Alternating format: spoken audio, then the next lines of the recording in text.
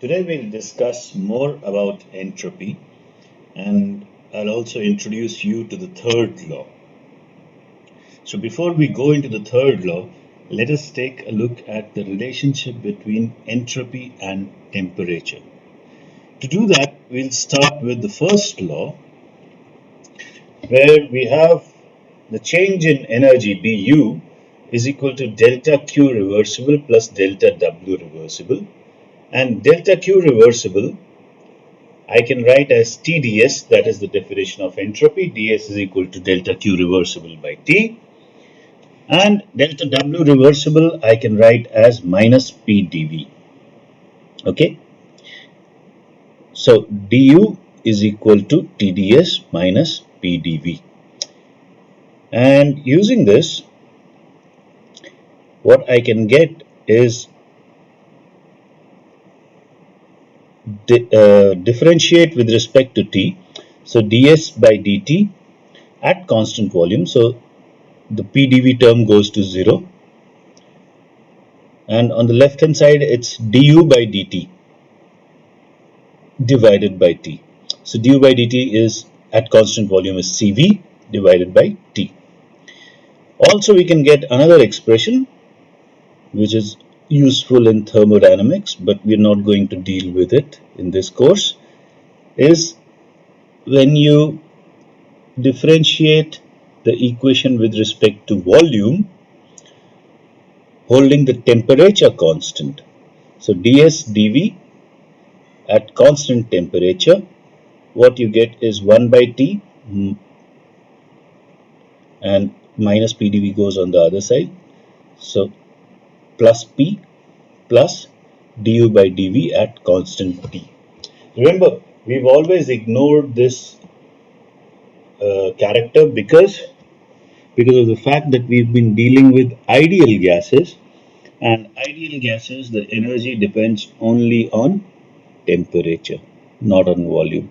But in general we know that U is a function of both temperature and volume, right?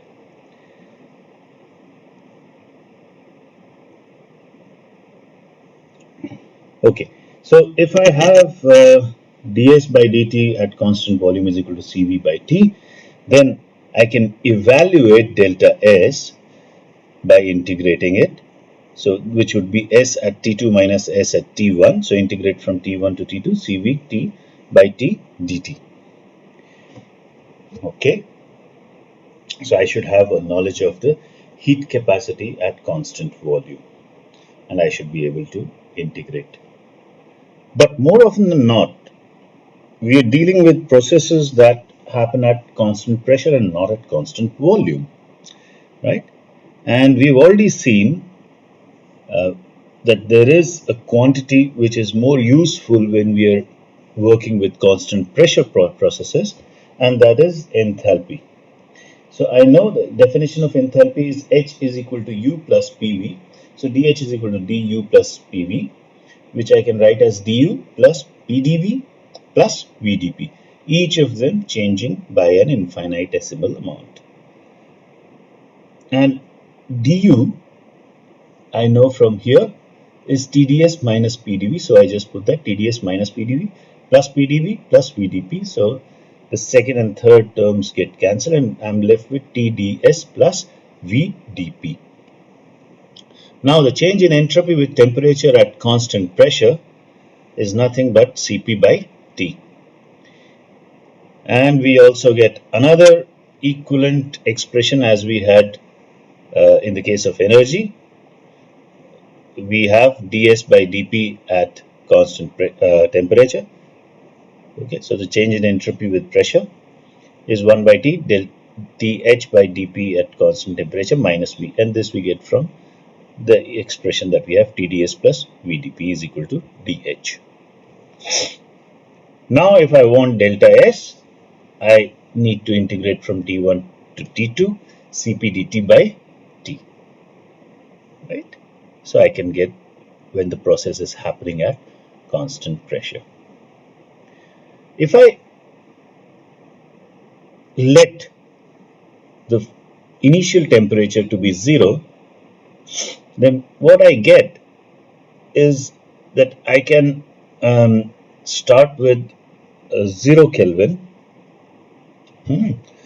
And so S of T1 would be S of 0 Kelvin plus integrating from 0 to T Cp dt by T. I've just changed the integration variable to T prime so that it does not cause any interference with capital T, which I've used for the final temperature.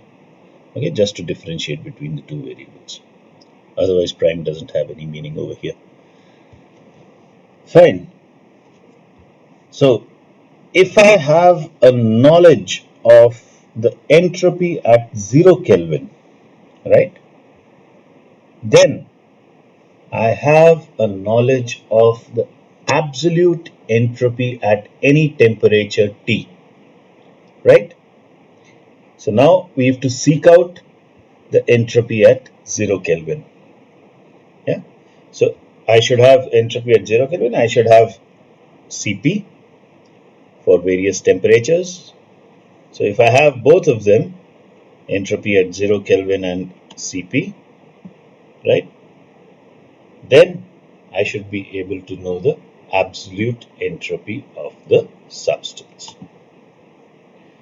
So let's see, how do I get the entropy at 0 Kelvin. Cp, of course, is experimental values. We also have theoretical predictions, but we'll not deal with those in this course. But anyway, so how do I get the entropy at 0 Kelvin?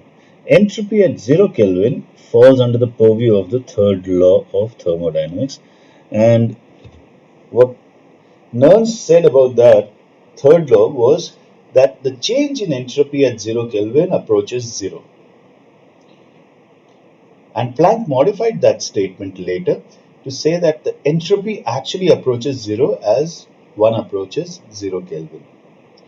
And the perfectly crystalline substance, where the arrangement is perfect, has 0 entropy at absolute 0.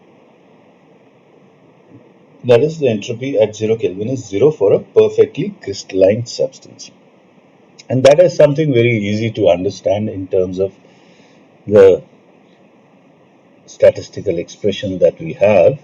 S is equal to Kb log W or minus Kb Pj log Pj, sum of Pj log Pj. These are the two expressions we've been seeing of late. And W essentially is the way these things are arranged, the number of arrangements possible. And if I do not have any thermal energy, then everything is in the ground state and there's only one possible arrangement. Yes.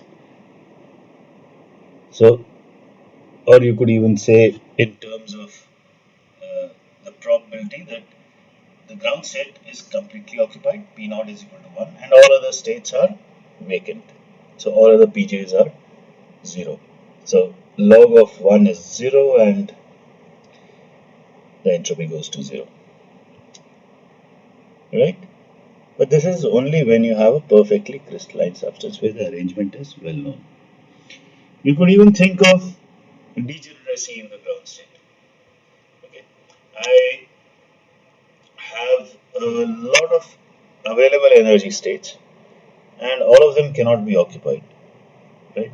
So let's say I have n degenerate states over here in the ground state, and only one of them has to be occupied. So then the probability of each of them to be filled is just 1 by n. Yeah, think of just one molecule, right, where we have n available energy states, and the probability is just 1 by n. Now the degeneracy, of course, is very, very high when we are talking of these collection of molecules, but even if it's very high, right? So if I write this Pj is equal to 1 by n and substitute in the equation, what I get is the entropy at 0 Kelvin is minus Kb sigma j is equal to 1 to n, 1 by n log 1 by n. Now, if you see this, then this is just, I could take the minus sign and make it log n, and it's 1 by n sigma. Okay, so that is just summed up and it becomes equal to 1, right? So what I get is kb log n. Now, even if this n is very large, since we are talking of a lot of molecules over here, and if at all n even is of the order of an Avogadro number, then log n would be log of 10 raised to power 23, which is nothing but log of 10 raised to power 23 is nothing but 23. But kb is 10 raised to power minus 23, right? So we have uh, a very small value of entropy, 10 raised to power minus 22 of that order, which is very, very small. So I really don't have to worry about it. It's really approaching zero, even if the ground state is n-fold degenerate. And for a very large degeneracy also, it approaches zero. Okay. If we all agree that the entropy at 0 Kelvin is zero, and there are cases where it's not zero, we'll just not deal with those cases in this course. But for the curious people, you could think of uh, an arrangement of, for example, carbon monoxide. Now, carbon monoxide could be arranged like CO, CO, CO, CO in a line, but one of the carbon monoxide could be arranged as OC. Right? So this is another possible arrangement that is also possible, that is probable over here, right? And when such many different arrangements are probable, then the entropy is non-zero at 0 Kelvin. Okay. So it will have a finite value, a small finite value, but we'll not worry about those cases. Okay. So if we agree that entropy is 0 at 0 Kelvin, then I can go back to this particular equation and get rid of this term, right? This term, and the entropy at temperature T would be just given by the integral of Cp dt by T. Okay, so entropy is given by that. So all I need to know is the heat capacity going from 0 Kelvin all the way to some temperature T. Now also the heat capacity is known to approach 0 as the temperature approaches 0 Kelvin. Okay, this is due to Debye. Again, we'll not discuss much about this, but this is what it is.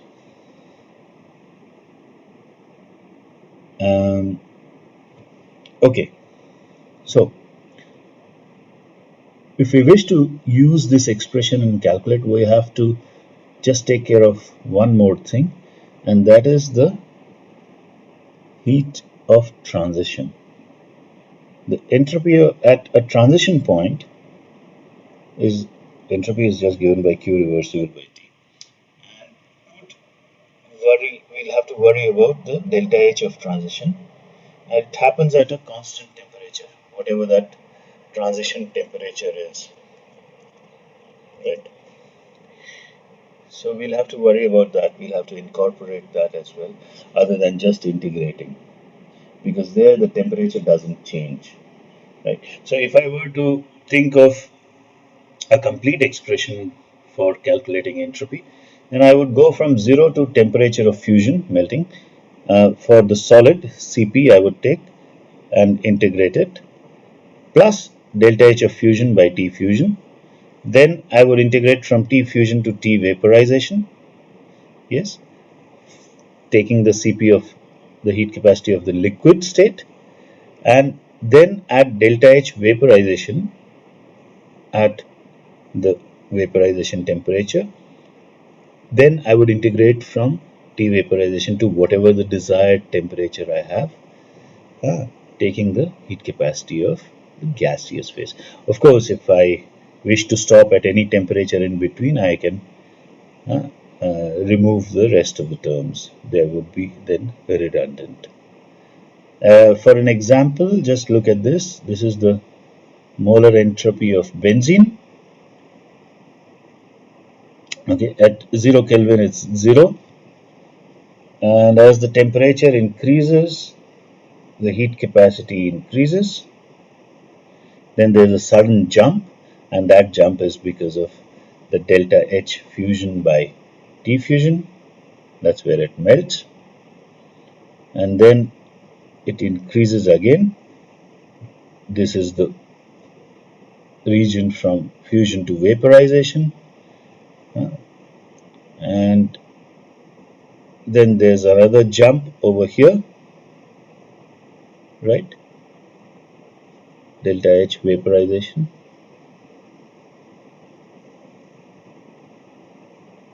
and then finally it increases to about 500 Kelvin. So one can see this particular formula in action. One can use, and more or less the Cp is increasing linearly with temperature. So one could use these, except at very low temperatures. So those of you who are more interested can definitely look at the works of Debye, and even it's given in Macquarie. One could read that, but we'll not worry about it. All right.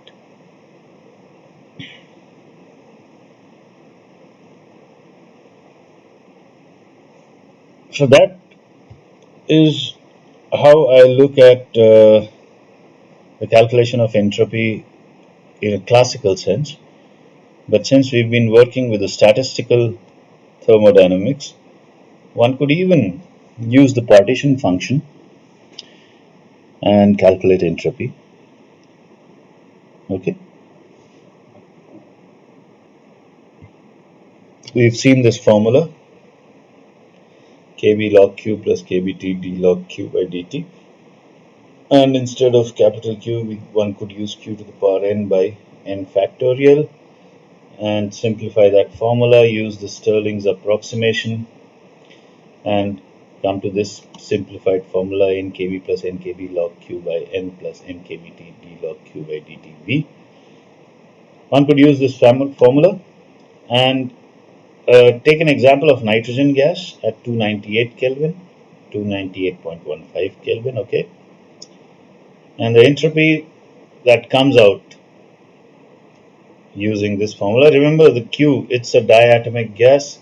We know what is the molecular partition function, even if we don't remember it. We know it has a translational, a rotational, vibrational, and it also has the electronic part. Okay, and the degeneracy happens to be 1.